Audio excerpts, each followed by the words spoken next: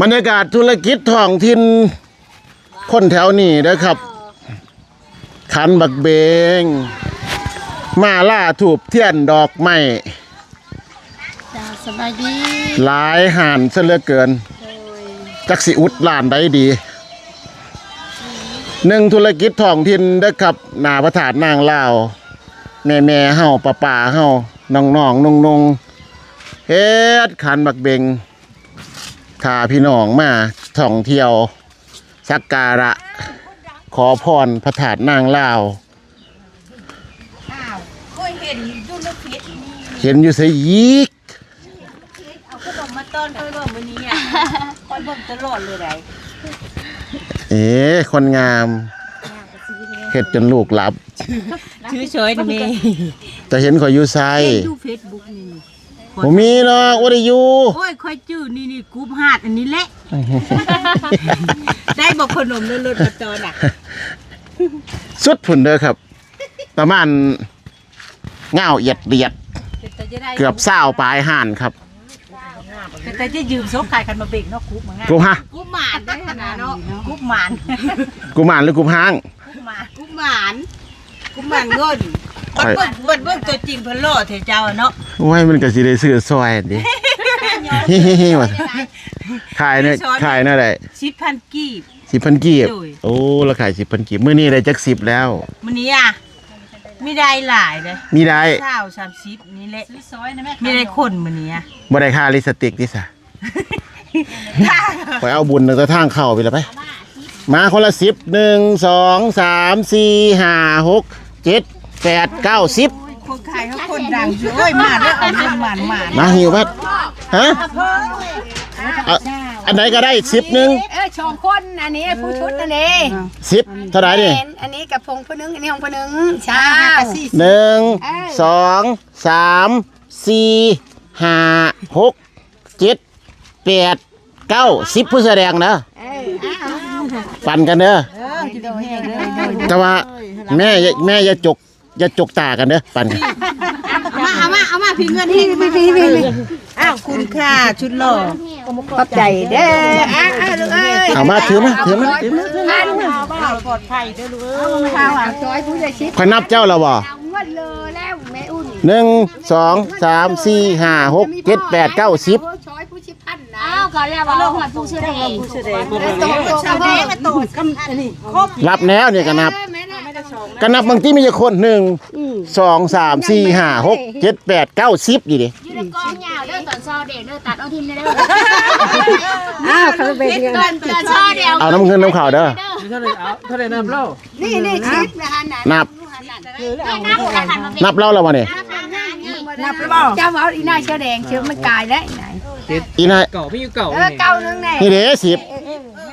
เอาน้ำเงินน้ำขาวเด้อถ้าเขาบ่หายยุ่มเด้อเข้าใจเด้อ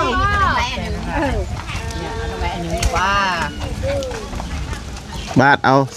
10,000เอามาตัวใดก็ได้ทูบเทียนได้10,000เจ้า2เจ้า10,000 3เจ้า10,000 4เจ้าอันเลอก็ได้10,000 5เจ้ามาไกลเนาะไกลไล่มาตั้งแต่คนจอยๆนั่นเด้อเป็น5เจ้าเด้ออ้าวพี่เด้อเงินอยู่พี่เด้อ1 2 3 4 5เด้อยืนนี่พี่เด้อใจหลายเด้ออยู่ดีมีแห้งรวยเด้อซื้อซอย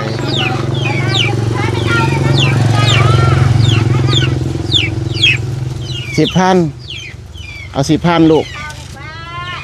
10,000 อันเลอก็ได้3 4 5ใส่ถุงอันละ10,000เด้อตั้งแต่นั่งในน้อยเสือสีนั่นเด้อ1 2คนงามๆนั่นแม่ตู้คนงามๆนั่น3ผู้เสือเขียว4ผู้นี้5เจ้าคนละ10,000อันเลอก็ได้เอามาโลดให้อันเลอล่ะอันนี้บ่ได้บ่เอาโลดจะได้ยังก็เอา2,000ได้มาฮอดทั้งพี่ก็คือเงินเบิดก่อน เหลือจากห้าน1 2 3 4 5เอาห้านละ10,000นะ เอาลูกสิได้ตะเลือเอาลูก หนึ่งเด้อ โดย ห้านที่2 เอาลูกจะได้ตะเลือเลยเอา 2เด้อ2ละ เข้าใจละลายน้ำด้วย 3อันหนึ่งเด้อ4ยิ้มหน่อยหนึ่งและ5โอ้ยซื้อซอยหมดทุกคนกระดอกกระเดี่ยอันหนึงบ่มีมือแล้วเด้อ เสื้อถุงบ่ ใส่ถุงให้แน่เด้อเอาตัวนี้ก็ได้เด้อน้อยๆนี่ 5นี่ป่ะ เจ้า10,000ให้10,000เบิดแหละหาเจ้าเด้อนับแต่เจ้าไปเด้อ1 2 3 4 5หอดแม่เสื้อสีส้มๆน่ะเด้อคนละ10,000เด้อ โดย 1 2 3 4 5เด้อไล่ไปคนละ10เด้ออุดหนุนซอยถูกลูกหลานนี่ผ่านมาหอดจอดถึงสิ่งศักดิ์สิทธิ์สถานที่แห่งนี้พระธาตุนางลาวขอให้หมวกกุเจ้าจะได้เห็นคลิปนี้มีแต่ความสุขความเจริญมีแต่สิ่งดีๆเข้ามาอย่าเจ็บอย่าไข้อย่าจนแขวขาดปลอดภัยสาธุทุกประการลูกหลานได้นำดอกไม้มาบูชา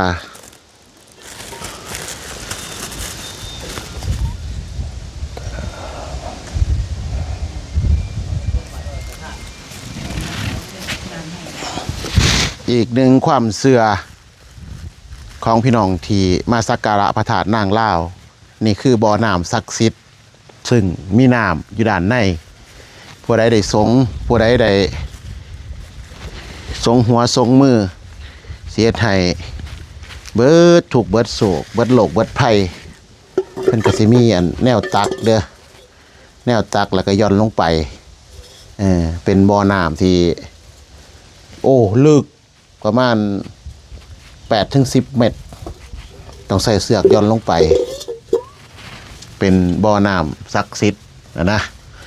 หรือว่าอยากจะกรอกใส่ขวดใส่ยังกลับบ้านก็ได้บรรยากาศก็ช่วงบ่ายๆแดดครับเดินทางมาหอดอีกหนึ่งพระธาตุศักดิ์สิทธิ์คู่บ้านคู่เมืองพระธาตุนางลาวซึ่งมีความเก่าแก่และก็ศักดิ์สิทธิ์ขึ้นเมืองวิลาบุรีนะครับแขวงสวรรณเขตเป็นพระธาตุที่มี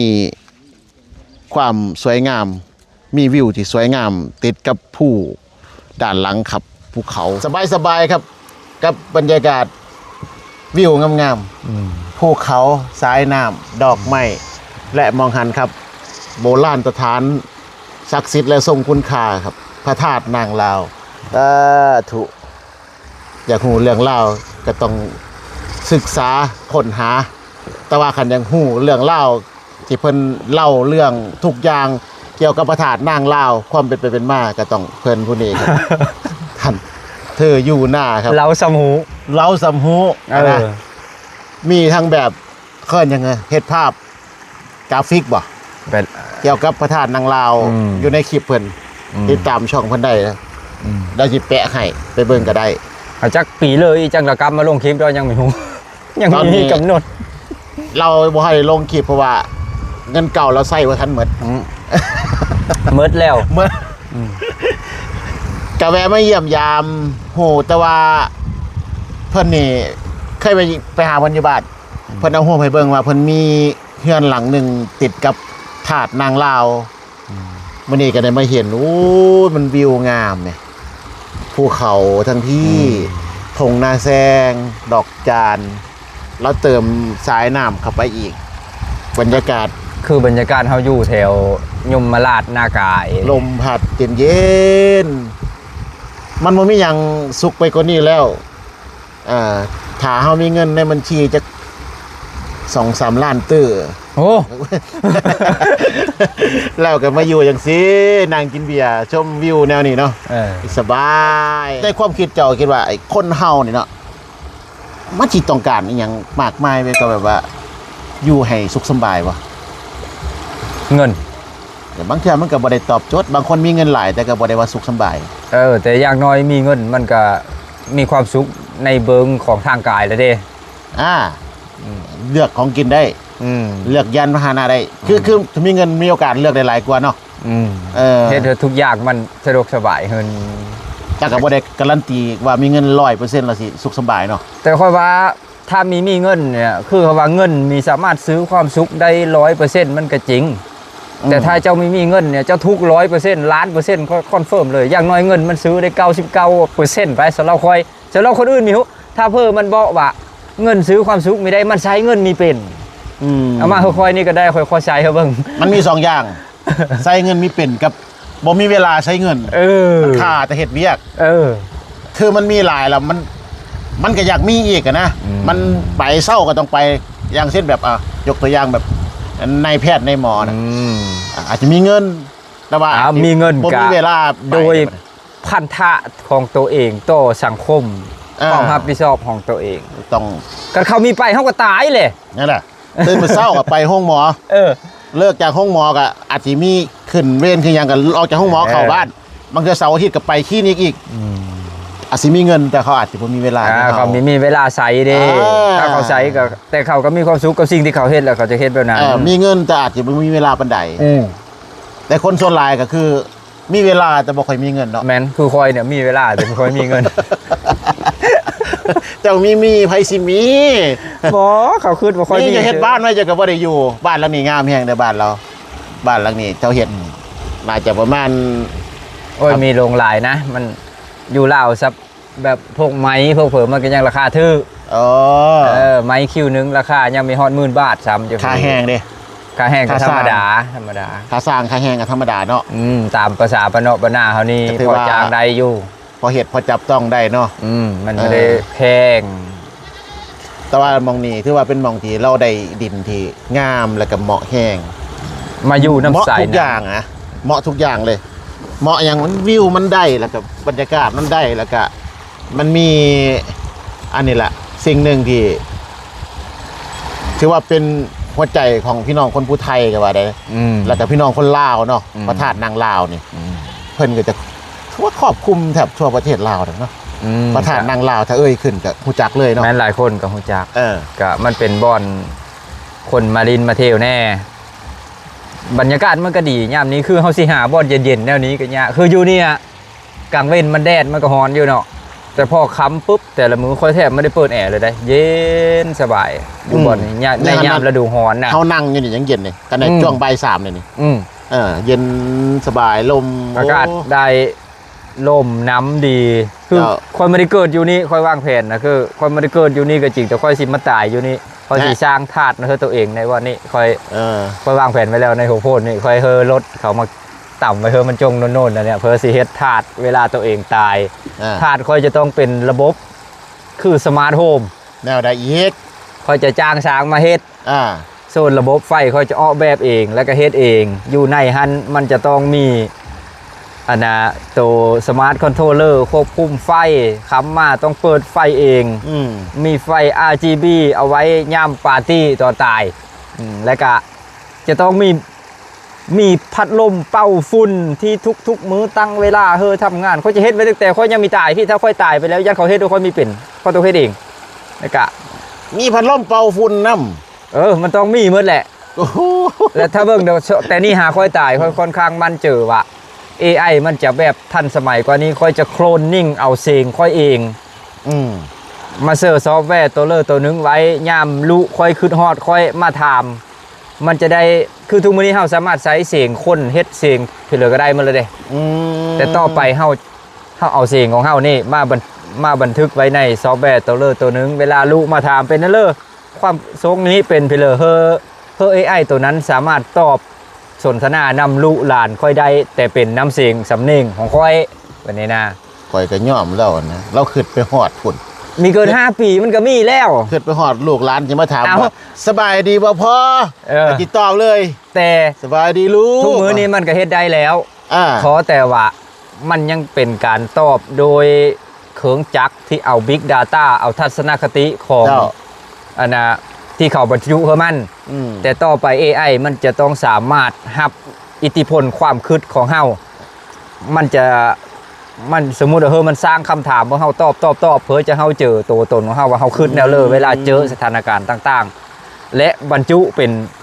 AI ตัวนึงออกมาเอาไว้เฉพาะล่มกับลูกเฮาจะได้ความคิดที่เป็นความคิดความรู้สึกทัศนคติของเฮาเวลาตอบลูกเฮาเวลาที่เฮามีอยู่แล้วนะ ความคิดเราทะลุไปฮอดศตวรรษหน้าแล้วนะรุ่นลูกรุ่นหลานแล้วเฮาเห็นบ่เวลาพี่น้องเฮาตายไปแล้วเฮาก็สิยังเหลือแต่ฮูปยังเหลือแต่ผมกระดูกแม่นแล้วเพราะแต่ก่อนมันยังมีซอฟต์แวร์มีอุปกรณ์มีเครื่องมือในการบันทึกตัวตนของคนผู้นึงไว้คนผู้นึงมันก็ประกอบโดยแนวคิดตอนที่เขายังมีชีวิตอยู่เวลาเขาพบเรื่องแบบนี้เขาสิตัดสินเจอแบบนะน้ำเสียงของเขาได้เฮาก็ไม่ได้ฟังแล้วทุกมื้อนี้เนาะแต่ต่อไปมีว่าต่อไปแล้วเดี๋ยวนี้มันก็เฮ็ดได้แล้วแต่อีกสักน้อยนี่มันจะต้องแบบสามารถบรรจุตัวตนผู้นึงคือก้อนโปรแกรมไว้เอาไว้สนทนากับลูกกับหลานกับเพื่อก็ตามที่ขึ้นฮอดขึ้นถึงเฮามาถามก่อนเขาจะได้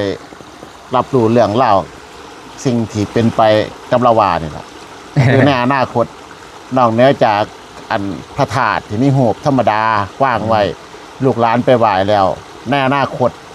จะมีพระธาตุที่เป็นพระธาตุ AI สนทนากับลูกหลานได้คำแนะนำให้คำแนะนำลูกหลานได้ปลอบใจลูกหลานได้ให้กำลังใจลูกหลานได้ถามไทยได้ความเป็นไปเป็นมา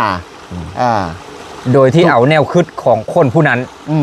จากประสบการณ์ชีวิตของคนผู้นั้นถ่ายทอดผ่าน AI ตัวหนึ่งที่มีแม้นว่าเอาข้อมูลจาก Big Data มาระเว้ากับลูกกับหลานเฮาแต่เอาข้อมูลจากชีวิตของคนผู้นั้นแท้ๆเนาะบางคนมันก็จะคิดได้ที่เพิ่นเบิ่งอยู่ว่าเพ้ออยู่หน้าเนี่ยแล้วเว้าไปทั่วว่าซั่น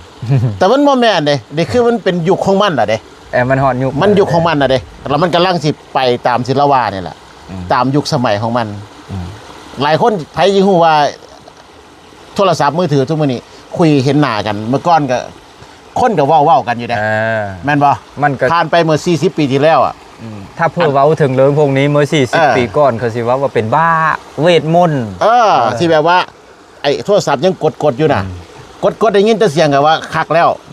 ตะกี้ก่อนนี่กดเสียงเคยเนี่ยโทรเลขป่ะโทรเลขก็ว่าเร็วแล้วนะวันนี้มาโทรศัพท์ก็ว่าเร็วแล้ววันนี้สมมุตินี่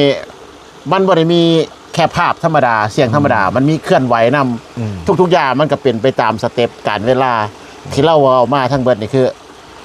มันเป็นจริงทั้งเบิดนั่นแหละเดี๋ยวนี้มันก็เป็นแล้วเดี๋ยวนี้มันก็เริ่มเป็นแล้วนะเพียงแต่ว่าเฮาสิเอาแนวคิดคำว่า AI นี่ไปประยุกต์ใส่กับหยังนะแต่ต่อไปแบบว่าของพวกนี้มันจะสามารถเฮาถึงกันได้ทุกคนโดยไม่ต้องใช้เงินเพื่อลงหลายเด้แต่ทุกมื้อนี้มันยังมีราคาสูงเนาะสมมุติว่าแต่คนว่ามีเกิน5ปีเนี่ยโดยศักยภาพของมนุษย์ณตอนนี้เห็นบ่คือเขาเว้าเลิกสมาร์ทโฮมมาแล้วแต่เก้าค่อยก็มีปัญญาซื้อและอุปกรณ์ควบคุมพวกนี้นะมันราคาแพงแต่เดี๋ยวนี้ชาวบ้านธรรมดาคือเจ้ากับสมมุติสมาร์ทสวิตช์ตัวนึงราคา100-200 บาทมันก็จะถูกลงเนาะจากแต่เก้าบอกเธอต้องใช้เงินเป็นหมื่นเพื่อจะควบคุมไร้สายวงจรอันนึงอันนี้นะเจ้าแต่ทุกมื้อนี้ดำหลักร้อยกะเฮาก็ให้ได้เลยดิก็บอกกันบนมวลเกี่ยวกับสิ่งที่จะเป็นไปเป็นมาแหละแต่ต่อไปเฮาก็คงจะขนาดนั้นแหละคือบางเทื่อกับผมก็ไปรอถ่ายคลิปนี่แหละบางทีเฮาไปแจกเครื่องแจกของเด็กเด็กน้อยบางเทื่อก็หัวเสื่อเซิงๆนำบ้านน้ำยังนะเฮาก็บ่ฮู้ใหญ่เติบใหญ่ขึ้นมาสักมื้อนึงข้าอาจจะมาเปิดเห็นรูปเขาเจ้าโอ้ยข่อยได้ทันทีนะ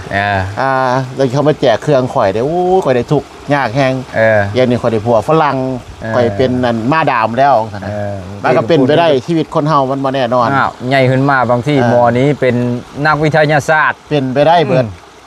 บางเทื่อเฮือนเขาตู่บางห้างมงแผ่นแป้นผ่านไปอีกก็บ่ต้องลายดอก10ปีแผ่นแป้นมันก็บ่มีแล้วมันเดี๋ยวเป็นสังกะสีเป็นอย่างอื่นหมดแล้วก็ง่ายๆในคืออันนี้มันก็คือสิ่งที่เจ้าเฮ็ดอยู่เดี๋ยวนี้เนาะมันมีคุณค่ากับตัวเจ้าแล้วก็กับตัวเขาในอนาคตพร้อมมื้อนี้เขาคนที่ทุกข์ยากเขาไม่มีฮอตโทรศัพท์สิบันทึก เฮิ่นตัวเองว่ามันเป็นฮูปในเลอซ้ำบางคนก็ได้ แต่ในอนาคตที่เขาชีวิตมันดีขึ้นแล้วมาย้อนเบิ่งนี่ได้เฮาตอนนั้น ตอนเฮามาแจกเครื่อง มันจะเป็นสิ่งที่มีคุณค่าทางจิตใจ บางเทื่อก็เห็นโอ้ยนี่เดี๋ยวข่อยไปแลนด์นี่เราแต่เรามาแจกขนมก็เป็นไปได้ทุกอย่างอะนะก็เสมือนสมัยตะกี้ผมเป็นเด็กน้อยฝรั่งมาเที่ยวเขาก็มาถ่ายรูปเขาไว้ตะกี้บ่มีวิดีโอนะถ่ายรูปแบบเป็นม้วนฟิล์มถ่ายไว้ถ่ายเข้าไปลงซะแล้วบ่ฮู้เนาะไปต่างประเทศเนาะเขาก็ เก็บไว้ในคอลเลกชันความทรงจำเขาก็บ่ได้ไปนำเบิ่งแต่เขาเอาไปใส่เพราะว่าเมื่อก่อนกับเดี๋ยวนี้มันบ่ได้ออนไลน์แบบชั่วโมงนี้นะเก่ามันยังออฟไลน์อยู่เฮามีเห็นน้ำเขาแม่นแต่ทุกมื้อนี้ต่อไปเขาก็เห็นน้ำเฮาแล้วก็เห็นมันก็จะฝังอยู่ใน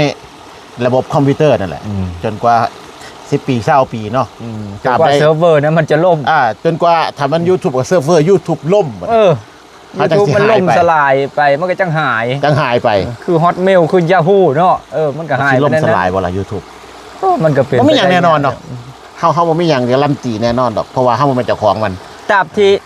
กว่า YouTube สิล่มสลายสมมุติว่ามันก็มีแพลตฟอร์มตัวอื่นขึ้นมาแทนที่ดีกว่าแล้วเฮาก็ถ่ายโอนสิ่งพวกนี้ไปบ่อนใหม่หมดแล้วอยู่นี่มันจังสิล้มสลายได้ตราบที่เฮายังใช้อยู่มันสิไปเชื่อรายได้มันยังมีอยู่เขาก็ YouTube มันก็มีรายได้นำเขาโอ้ยมหาศาลเนาะมันสิไปล้มนี่ไงมหาศาลความคิดส่วนตัวค่อยนะค่อยว่าคือองค์กรระดับ Facebook YouTube เนี่ยมันมั่นคงกว่ารัฐบาลของบางประเทศซะอีกบางรัฐซะอีกเงินมหาศาลเนาะเงินมหาศาลและคนในโลกมีผลประโยชน์โหมเนาะแน่นแล้วทุกคนมีผลประโยชน์โหมกันเพื่อกระโหงเห็นอันนี้คือหน้าเฮาที่เฮ็ดโหมกันนะเพราะเจ้าได้เข้าน้อยค่อยได้เข้าหลายตามแห้งเพื่อแห้งมั่นแต่พื้นดินอันเดียวกันตามมือเลือที่ก็ตามที่เฮายังกินเข้าในหน้าพื้นนั้นโง่ควายตัวเลือมากก็ถือค้อนมาแหละบอกง่ายๆคือถ้ามันเปรียบ YouTube กับซ้ำเป็นผืนหน้าผืนหนึ่งผืนหน้าผืนนี้มีทั้งคนไทยคนลาวมีทุกประเทศทั่วโลกที่ร่วมกันเฮ็ดหน้าน้ำกันเป็นเจ้าของร่วมกันนะผู้ได้น้อยได้หลายก็สิประมาณต่อผู้มีได้กะค่อยกันได้ส้มทัศนียภาพของหน้าผืนนี้อยู่ผู้ที่ไม่ได้เป็นครีเอเตอร์ได้เงิน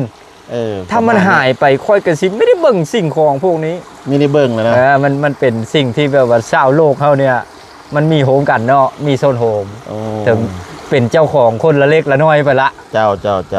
เพราะว่ามันล้มยะอยู่มันคงกว่าประเทศเลิกประเทศหนึ่งอยู่